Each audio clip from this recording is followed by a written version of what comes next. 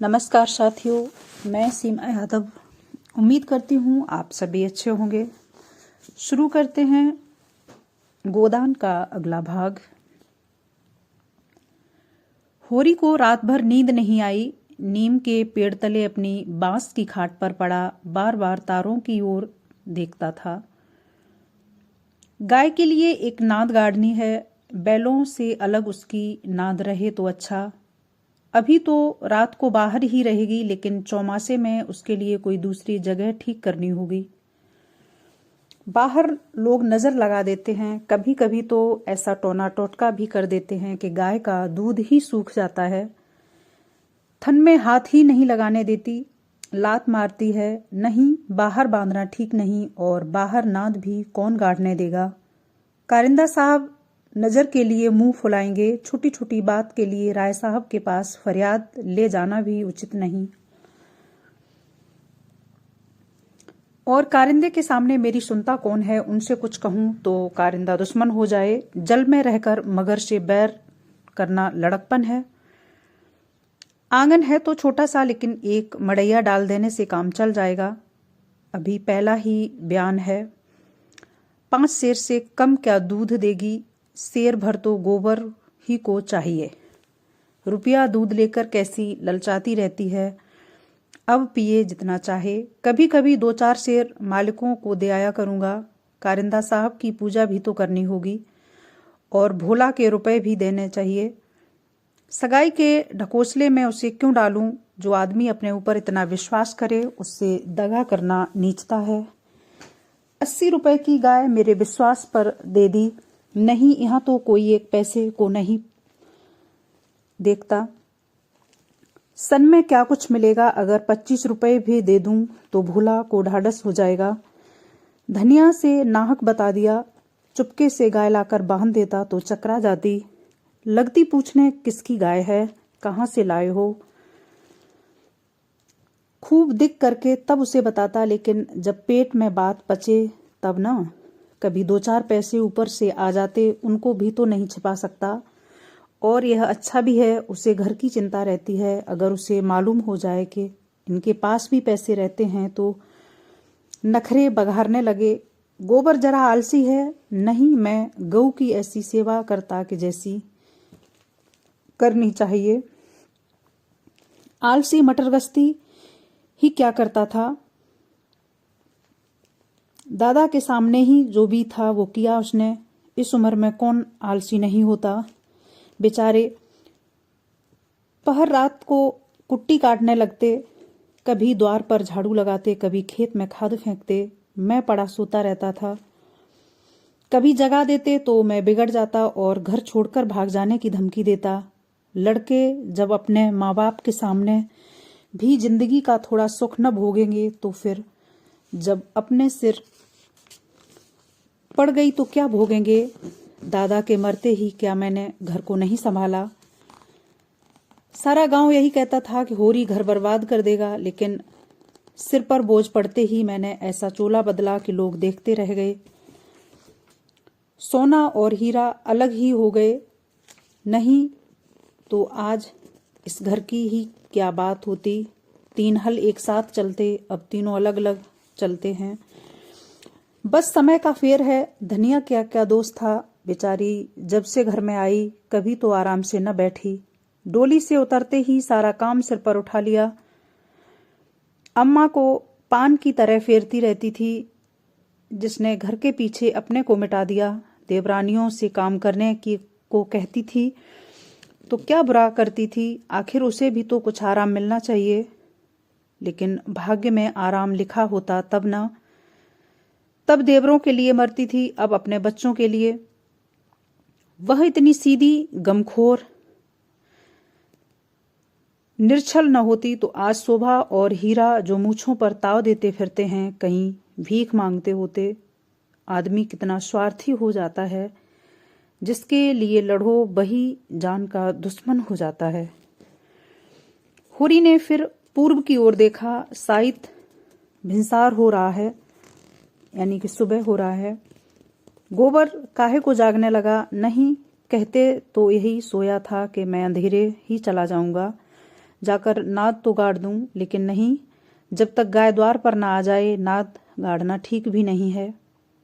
कहीं भोला बदल गए या किसी कारण से गाय न दी तो सारा गांव तालियां पीटने लगेगा। चले थे गाय लेने। पट्टे ने इतनी फुर्ती से नाद गाड़ दी मानो इसी की कसर थी। भोला तो अपने घर का मालिक, लेकिन जब लड़के सयाने हो गए तो बाप की कौन सी चलती है। कामता और जंगी अकड़ जाएं तो क्या भोला अपने मन से गाय मुझे दे देंगे? कभी नहीं। सहसा गोबर चौंक कर उठ बैठा और आंखें मलता हुआ बोला, अरे यह तो भोर हो गई, तुमने नाद गाड़ दी दादा। होरी गोबर के सुगठित शरीर और चौड़ी छाती की ओर देख गर्व से मन में सोचते हुए कि कहीं इसे गोरस मिलता तो कैसा पट्ठा हो जाता, बोला, नहीं अभी नहीं गाड़ी। सोचा कहीं न मिले तो नाहक भद्द हो जाएगी। गोबर ने त्योरी चढ़ाकर कहा, मिलेगी क्यों नहीं, उनके मन में कोई चोर बैठ जाए। चोर बैठे या डाकू, गाय तो उन्हें देनी ही पड़ेगी। गोबर ने और कुछ न कहा, लाठी कंधे पर रखी और चल दिया। होरी उसे जाते देखता हुआ अपना कलेजा ठंडा करता रहा। अब लड़के की सगाई में देर न करनी चाहिए। 17वां लग गया, मगर करें कैसे, कहीं पैसे के भी दर्शन हों। जब से तीनों भाइयों में अलगौजा हो गया, घर की साख जाती रही। महतो लड़का देखने आते हैं पर घर की दशा देखकर मुंह फीका करके चले जाते हैं। 2-1 राजी भी हुए तो रुपए मांगते हैं। 200-300 लड़की का दाम चुकाए और इतना ही ऊपर से खर्च करें तब जाकर ब्याह हो। कहाँ से आवे इतने रुपए? रास खलियान में तुल जाती है, खाने भर को भी नहीं बचता। ब्याह कहाँ से हो? और अब तो सोना ब्याहने योग्य हो गई। लड़के का ब्याह न हुआ न सही, लड़की का ब्याह तो करना होगा, नहीं तो बिरादरी में हंसी होगी। पहले तो उसी की सगाई करनी है, पीछे देखी जाएगी। सोना जो होरी की बेटी है। होरी ने देखा दमड़ी वसोर सामने खड़ा है, नाटा काला, खूब मोटा मुंह, बड़ी बड़ी मूछें, लाल आंखें, कमर में बांस काटने की कटार घुसे हुए। साल में 1-2 बार आकर चीकें, कुर्सियां, मोड़े, टोकरियां आदि बनाने के लिए बांस काट ले जाता था। होरी प्रसन्न हो गया, मुट्ठी गर्म होने की कुछ आशा बंधी। चौधरी को ले जाकर अपनी 3 कोठियां दिखाई, मोल भाव किया और 25 रुपए सैकड़े में 50 बांसों का बयान ले लिया। फिर दोनों लौटे।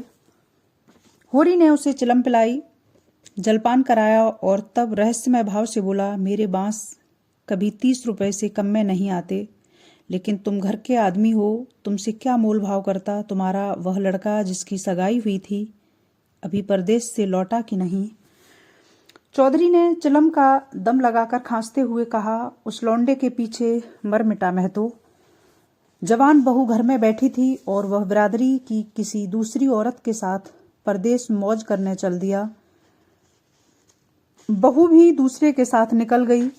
बड़ी नाकिस जात है महतो, किसी की नहीं होती।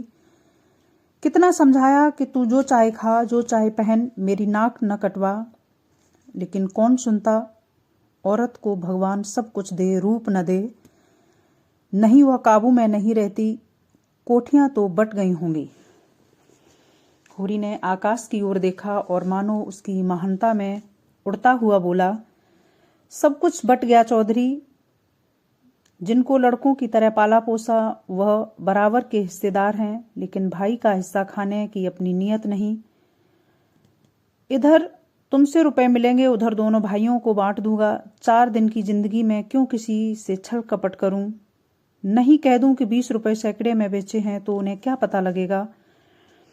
तुम उनसे कहने थोड़ी ही जाओगे। तुम्हें तो मैंने बराबर अपना भाई ही समझा है। व्यवहार में हम भाई के अर्थ का कितना ही दुरुपयोग करें, लेकिन उसकी भावना में जो पवित्रता है वह हमारी कालिमा से कभी मलिन नहीं होती। होरी ने अप्रत्यक्ष रूप से यह प्रस्ताव करके चौधरी के मुंह की ओर देखा कि वह स्वीकार करता है या नहीं। उसके मुख पर कुछ ऐसा मिथ्या विनीत भाव प्रकट हुआ कि भिक्षा मांगते समय मोटे भिक्षुकों पर आ जाता है। चौधरी ने होरी का आसन पाकर चाबुक जमाया। हमारा तुम्हारा पुराना भाईचारा है, मैं तो ऐसी बात है भला, लेकिन बात यह है कि ईमान आदमी बेचता है तो किसी लालच से 20 रुपए नहीं, मैं 15 रुपए कहूंगा, लेकिन जो 20 रुपए के दाम लो। होरी ने खिसियाकर कहा, तुम तो चौधरी अंधेर करते हो, 20 रुपए में कहीं ऐसे बांस जाते हैं? ऐसा क्या, इससे अच्छे बांस जाते हैं 10 रुपए पर। हाँ, 10 कोस और पश्चिम चले जाओ, मोल बांस का नहीं है, शहर के नगीच होने का है। आदमी सोचता है जितनी देर वहां जाने में लगेगी उतनी देर में तो 2-4 रुपए का काम हो जाएगा। चौधरी ने हाथ रोककर कहा, बांस मोल लिए हैं, 15 रुपए सैकड़े का बयाना हुआ है, सेंत में नहीं काट रहे। हीरा बहू अपने घर की मालकिन है, उसी के विद्रोह से भाइयों में अलगौजा हुआ था। धनिया को परास्त करके शेर हो गई थी। हीरा कभी कभी उसे पीटता भी था। अभी हाल ही में इतना मारा था कि वह कई दिनों तक खाट से न उठ सकी, लेकिन अपना पदाधिकार वह किसी तरह न छोड़ती थी। हीरा क्रोध में उसे मारता था, लेकिन चलता था उसी के इशारों पर, उस घोड़े की भांति जो कभी कभी स्वामी को लात मारकर भी उसी के आसन के नीचे चलता है।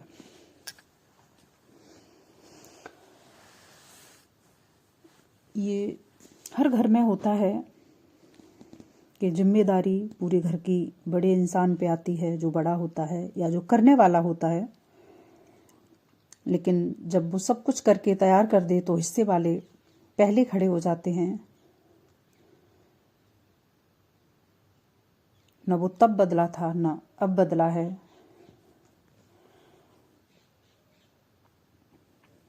कलेबी की टोकरी सिर से उतारकर बोली, 15 रुपए में हमारे बांस न जाएंगे। चौधरी औरत जात के इस विषय में बातचीत करना नीति विरुद्ध समझते थे। बोले, जाकर अपने आदमी को भेज दो, जो कुछ कहना है आकर कहें। हीरा बहू का नाम था पुन्नी। बच्चे 2 ही हुए थे, लेकिन ढल गई थी। बनाव श्रृंगार के समय में आघात का समन करना चाहती थी, लेकिन गृहस्थी में भोजन ही का ठिकाना न था। श्रृंगार के लिए पैसे कहाँ से आते? इस अभाव और व्यवस्था ने उसकी प्रकृति का जल सुखाकर कठोर और शुष्क बना दिया था, जिस पर एक बार फावड़ा भी उचट जाता था। मतलब स्त्री इतनी कठोर हो गई थी, बिना बनाव श्रृंगार की। उपमा फावड़ा भी उचट जाता था। समीप आकर चौधरी का हाथ पकड़ने की चेष्टा करती हुई बोली, आदमी को क्यों भेज दूं? जो कुछ कहना हो मुझसे कहो। मैंने कह दिया मेरे बांस न कटेंगे। चौधरी हाथ छुड़ाता था और पुन्नी बार बार पकड़ लेती थी। 1 मिनट तक यही हाथापाई होती रही। अंत में चौधरी ने उसे जोर से पीछे धकेल दिया। पुन्नी धक्का खाकर गिर पड़ी, मगर फिर संभली और पांव से तल्ली निकालकर चौधरी के सिर, मुंह, पीठ पर अंधाधुंध जमाने लगी। यानी कि पांव से तल्ली, चप्पल पैर की, जो बसोर होकर उसे ढकेल दे। उसका यह अपमान मारती जाती थी और रोती जाती थी। चौधरी उसे धक्का देकर नारी जाति पर बल का प्रयोग करके गच्चा खा चुका था। खड़े खड़े मार खाने के सिवा इस संकट से बचने की उसके पास कोई और दवा न थी। पुन्नी का रोना सुनकर होरी भी दौड़ता हुआ आया। पुन्नी उसे देखकर और जोर जोर से चिल्लाना शुरू किया। होरी ने समझा चौधरी ने पुन्नी को मारा है। खून ने जोश मारा और अलगौजे की ऊंची बांध को तोड़ता हुआ सब कुछ अपने अंदर समेटने के लिए बाहर निकल पड़ा। चौधरी को जोर से एक लात मारकर बोला, अब अपना भला चाहते हो चौधरी तो यहाँ से चले जाओ, नहीं तुम्हारी लाहस उठेगी। तुमने अपने को समझा क्या है? तुम्हारी इतनी मजाल कि मेरी बहू पर हाथ उठाओ। चौधरी कसमें खा कर अपनी सफाई देने लगा। तल्लियों की चोट में उसकी अपराधी आत्मा मौन थी। यह लात उसे निरपराध मिली और उसके फूले हुए गाल आंसुओं से भीग गए। उसने तो बहू को छुआ भी नहीं। क्या वह इतना गवार है कि महतो के घर की औरतों पर हाथ उठाएगा? होरी ने अविश्वास करके कहा, आंखों में धूल मत झोंको चौधरी। तुमने कुछ कहा नहीं तो बहू झूठ मूठ रोती है। रुपयों की गर्मी है तो वह निकाल दी जाएगी। अलग है तो क्या हुआ, है तो एक खून। कोई तिरछी आंख से देखे तो आंख निकाल लूंगा। पुन्नी चंडी बनी हुई थी, गला फाड़कर बोली, तूने मुझे धक्का देकर गिरा नहीं दिया। हीरा को खबर मिली कि चौधरी और पुन्नी में लड़ाई हो रही है। चौधरी ने पुन्नी को धक्का दिया। उसने उसे तल्लियों से पीटा। उसने पुर वहीं छोड़ा और ओंघी लिए घट स्थल की ओर चला जहां घटना हुई। गांव में अपने क्रोध के लिए प्रसिद्ध था। छोटा डील, गठा हुआ शरीर, आंखें चौड़ी और गर्दन की नसें तनी हुई थीं, मगर उसे चौधरी पर क्रोध न था। क्रोध था पुन्नी पर। वह क्यों चौधरी से लड़ी? क्यों उसकी इज्जत मिट्टी में मिला दी? भसोड़ से लड़ने झगड़ने का क्या प्रयोजन था? उसे जाकर हीरा से समाचार कह देना चाहिए था। हीरा जैसा उचित समझता करता। वह उससे लड़ने क्यों गई? उसका बस होता तो वह पुन्नी को पर्दे में रखता। पुन्नी किसी बड़े से मुंह खोलकर बातें करे, यह उसे असहा था। वह खुद जितना उद्दंड था, पुन्नी को उतना ही शांत रखना चाहता था। जब भैया ने 15 रुपए में सौदा कर लिया तो वह बीच में कूदने वाली। कौन? आते ही उसने पुन्नी का हाथ पकड़ लिया और घसीटता हुआ अलग ले जाकर उसे लातें जमाने लगा। हरामजादी, तू हमारी नाक कटाने पर लगी हुई है। तू छोटे छोटे आदमियों से लड़ती फिरती है। किसकी पगड़ी नीची होती है? हम तो वहां कलेऊ की बाट देख रहे हैं और तू यहाँ लड़ाई ठाने बैठी है। इतनी बेशर्म। आंख का पानी ऐसा गिर गया, खोद कर गाड़ दूंगा। जो पुन्नी का पति हीरा है वो उससे मार पीट रहा है और बोल रहा है। पुन्नी हाय हाय करती जाती और कोसती जाती, तेरी मिट्टी उठे, तुझे हैजा हो जाए, तुझे मरिए आए, देवी मैया तुझे लील जाए, तुझे इन्फ्लुएंजा हो जाए, भगवान करे तू कोड़ी हो जाए, हाथ पांव कट कट गिरे। इतने ज्यादा आशीर्वाद दे दिए उसने अपने पति को लात घूसों के बदले में। और गालियां तो हीरा खड़ा खड़ा सुनता रहा, लेकिन यह पिछली गाली उसे लग गई। हैजा मारी आदि के विशेष कष्ट न था। इधर बीमार पड़ा, उधर विदा हो गए, लेकिन कोढ़ या घिनौनी मौत और उससे भी घिनौना जीवन। वह तिलमिला उठा, दांत पीसता हुआ पुन्नी की तरफ झपटा और झोटे पकड़कर उसका सिर जमीन पर रगड़ता हुआ बोला, हाथ पांव कटकर गिर जाएंगे तो मैं तुझे लेकर चाटूंगा। तू ही मेरे बाल बच्चों को पालेगी। तू ही इतनी बड़ी गृहस्थी चलाएगी। तू तो दूसरा भतार करके किनारे खड़ी हो जाएगी। यानी कि दूसरा पति। चौधरी को पुनिया की इस दुर्गति पर दया आ गई। हीरा को उदारता पूर्वक समझाने लगा, हीरा मैं तो अब जाने दो, बहुत हुआ। क्या हुआ? बहू ने मुझे मारा, मैं तो छोटा नहीं हो गया। धन्य भाग के भगवान ने यह दिन तो दिखाया। हीरा ने चौधरी को डांटा, तुम चुप रहो चौधरी, नहीं मेरे क्रोध में पड़ जाओगे तो बुरा होगा। औरत जात इसी तरह बकती है। आज तो तुमसे लड़ गई, कल को दूसरों से लड़ती जाएगी। तुम भले मानस हो, हंसकर टाल गए, दूसरा तो बर्दाश्त न करेगा। कहीं उसने भी हाथ छोड़ दिया तो कितनी आबरू रह जाएगी, बताओ। इस ख्याल से उसके क्रोध को फिर भड़कने में देर न लगी। लपका था कि होरी ने दौड़कर पकड़ लिया और उसे पीछे हटाते हुए बोला, अरे हो गया, देख तो लिया दुनिया ने कि बहादुर हो, अब क्या उसे पीसकर पी जाओगे। हीरा अभी बड़े भाई का अदब करता था, सीधे सीधे न लड़ता था। चाहता तो एक झटके में अपना हाथ छुड़ा लेता, लेकिन इतनी बेअदबी न कर सका। चौधरी की ओर देखकर बोला, अब खड़े क्या ताकते हो, जाकर अपने बांस काटो। मैंने सही कर दिया, 15 रुपए सैकड़े में तय हैं। कहाँ तो पुन्नी रो रही थी, कहाँ झमक कर उठी और अपना सिर पीटते हुए बोली, लगा दें घर में आग, मुझे क्या करना। भाग फूट गया कि तुम जैसे कसाई के पाले पड़ गई। उसने कलेऊ की टोकरी वहीं छोड़ दी और घर की ओर चली। हीरा गर्जा, वहां कहाँ जाती है, चल कुएं पर, नहीं खून पी जाऊंगा।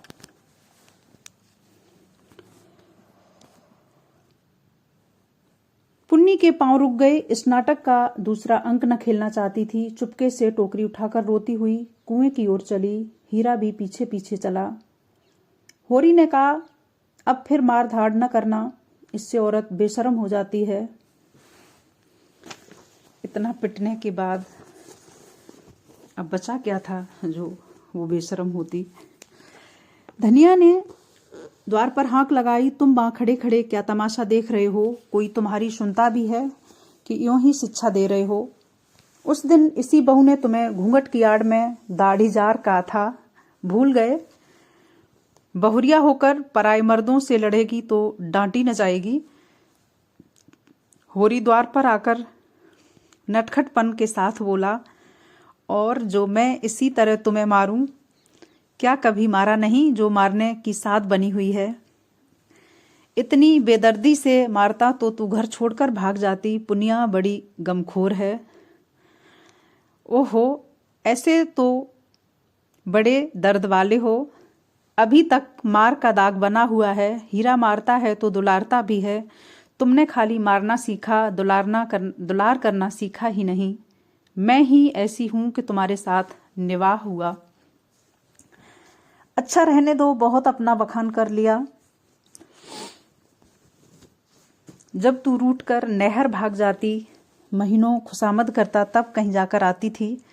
जब अपनी गरज सताती थी तब मनाने जाते थे लाला, मेरे दुलार से नहीं जाते थे। इसी से तो मैं सबसे तेरा बखान करता हूँ। वैवाहिक जीवन के प्रभात में लालसा अपनी गुलाबी मादकता के साथ उदय होती है और हृदय के सारे आकाश को अपने माधुर्य की सुनहरी किरणों से रंजित कर देती है। फिर मध्याह्न का प्रखर ताप आता है, छड़छड़ पर बगुले उठते हैं और पृथ्वी कांपने लगती है। लालसा का सुनहरा आवरण हट जाता है और वास्तविकता अपने नग्न रूप में सामने आ खड़ी होती है। उसके बाद विश्राम में संध्या आती है, शीतल और शांत। जब हम थके हुए पथिकों की भांति दिन भर की यात्रा का वृतांत कहते और सुनते हैं, तटस्थ भाव से, मानो हम किसी ऊंचे शिखर पर जा बैठे हैं जहां नीचे का जनरव हम तक नहीं पहुंच पाता। यहाँ सुबह की माधुर्य सुनहरी किरणों का मतलब जो हमारा बचपन, यौवन काल जो होता है, फिर मध्याह्न प्रखर जो हमारी प्रौढ़ावस्था, जब हम घर गृहस्थी बच्चे में तप खप रहे होते हैं, फिर वही अंततः शांत जो शाम होती है, हमारी वृद्धावस्था, जब हम दूर क्षितिज में देख रहे होते हैं कहाँ से सूरज उगा, कहाँ दोपहर हुई और कहाँ ढला। तो उगता है उस वक्त समझ में नहीं आता, बहुत सुनहरा सुहावना लगता है। लेकिन जब उम्र की धूप आती है, भयानक दोपहर होती है, संसार के जितने ताप होते हैं सब सताते हैं। करते करते उस वक्त इंसान को पता नहीं होता है, एक छोड़ो दूसरा काम, बच्चों की उम्र, उनकी पढ़ाई लिखाई, उनके लिए जोड़ना बनाना, खुद को उस वक्त इंसान भूल जाता है। बाहर का काम, घर का काम, उस चिंता में आपस में ही बजबजाने लगते हैं दोनों। बहुत कम लोग होते हैं जो इसमें भी सामंजस्य बिठा पाते हैं। कुछ दिनों बाद जब वो वक्त निकल जाता है, बच्चे भी एक अपने यौवन पे पहुंचते हैं, हम फिर तब अकेले हो जाते हैं, संध्या काल की तरह जो विश्राम देने के लिए आती है, हमें भी कहीं ना कहीं जीवन से विश्राम की ओर जाने की तरफ संकेत करती है। ये प्रकृति है,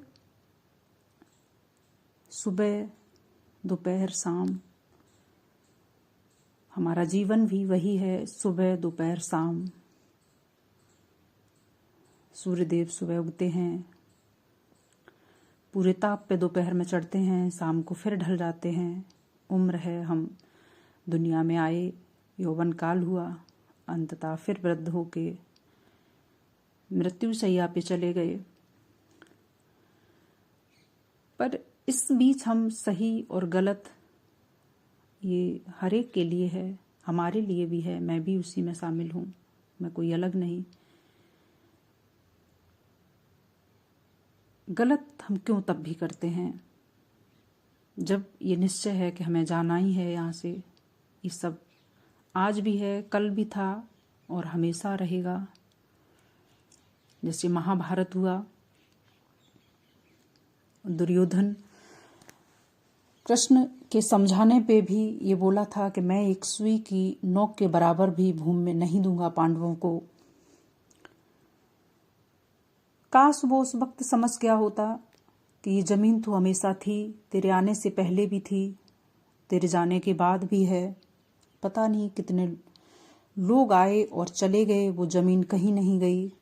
जो यहाँ धन संपदा, स्वर्ण आभूषण, खनिज पदार्थ जितने भी, चाहे सस्ते से सस्ते, मूल्यवान से मूल्यवान चीजें हमेशा थी, हैं और रहेंगी। आना जाना सिर्फ दुनिया में इंसान का है।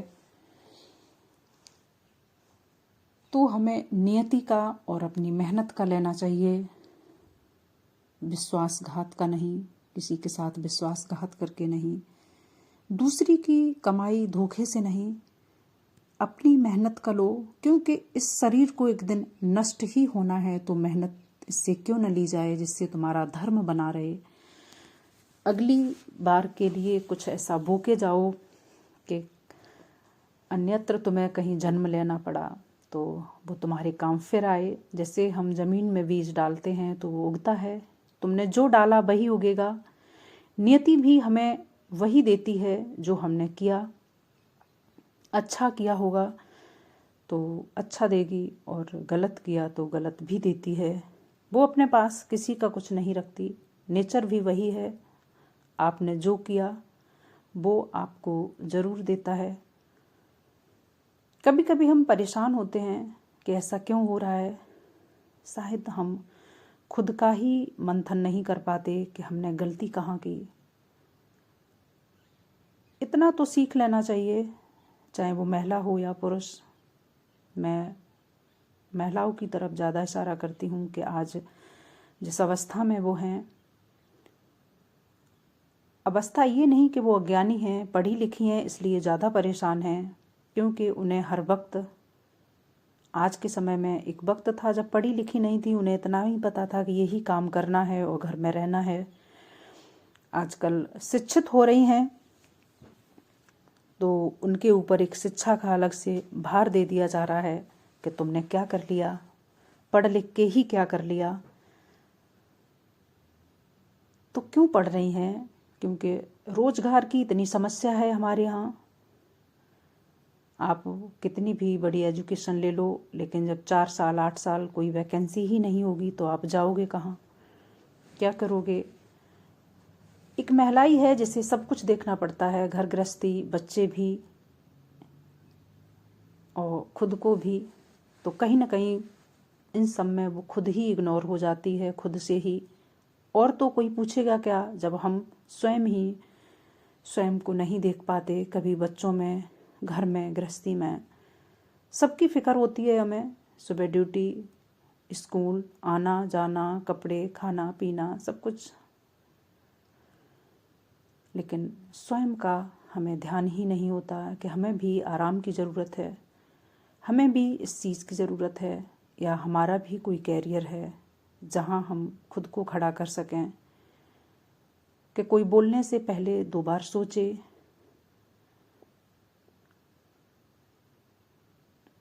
तो कोई नहीं, सारे कार्य करो, हम शक्ति हैं, हमारे लिए ही ये सारे कार्य बने जिस दिन हमने छोड़ दिया।